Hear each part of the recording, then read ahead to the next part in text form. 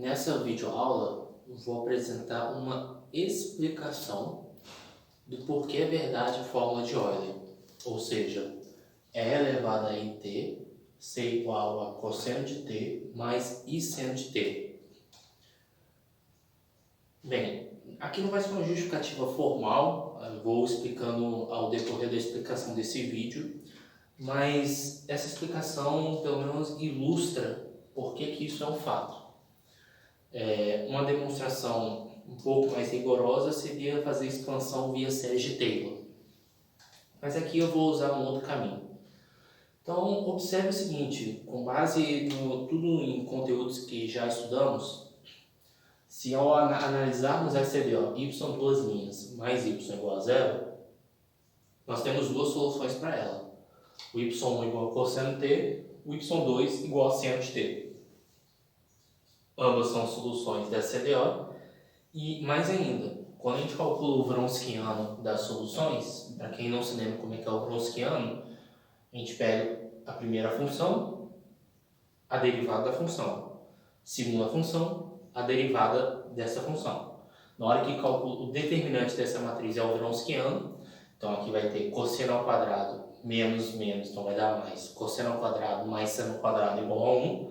E se o Wronskiano é diferente de zero para todo t, então você consegue dizer o seguinte, vou até colocar aqui do lado, que todas as soluções, vou até colocar aqui com o pincel preto, né, que é parte da teoria,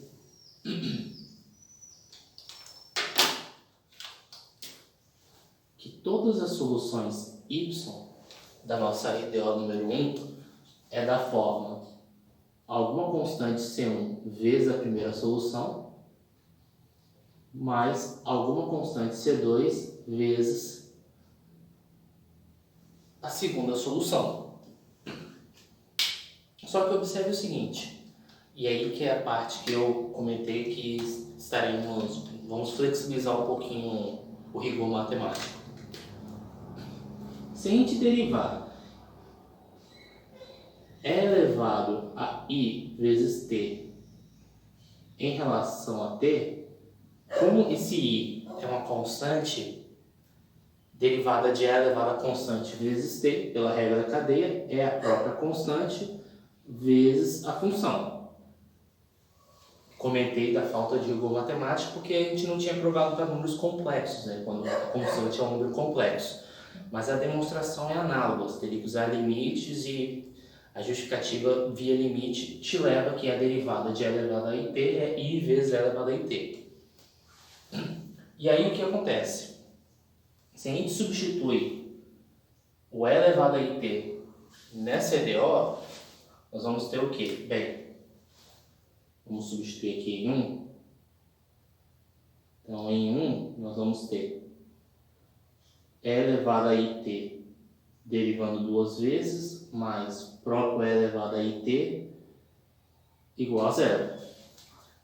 Se você derivar uma vez, dá I vezes E elevado a it. Se você derivar outra vez, vai aparecer I ao quadrado vezes E elevado a it.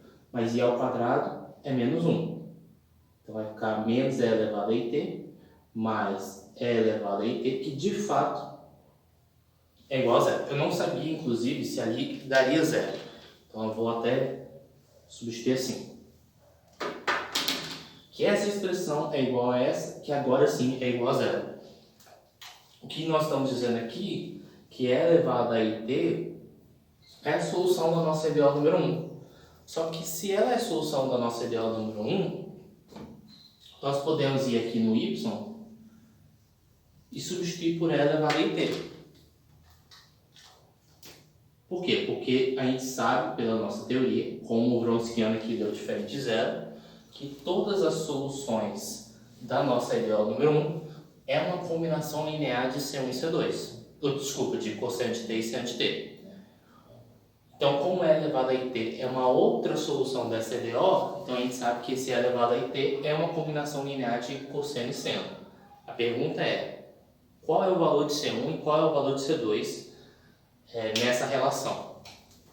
Então, vou apagar aqui o quadro, dando continuidade à nossa conta. E quais são as informações que nós conhecemos? Bem, a gente sabe o que acontece quando t for igual a zero, né? Então deixa eu chamar essa expressão de expressão estrela. E aí colocando assim, t igual a zero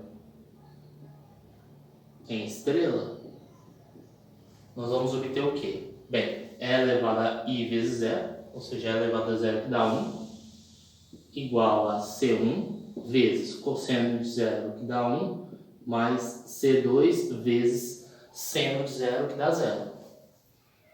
Ou seja, isso nos leva a concluir que C1 é igual a 1. Guarda essa informação. Isso aqui é a primeira parte.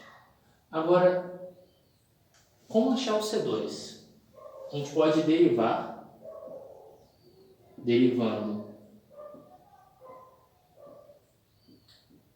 estrela, e depois substituindo t igual a zero, vamos primeiro derivar estrela.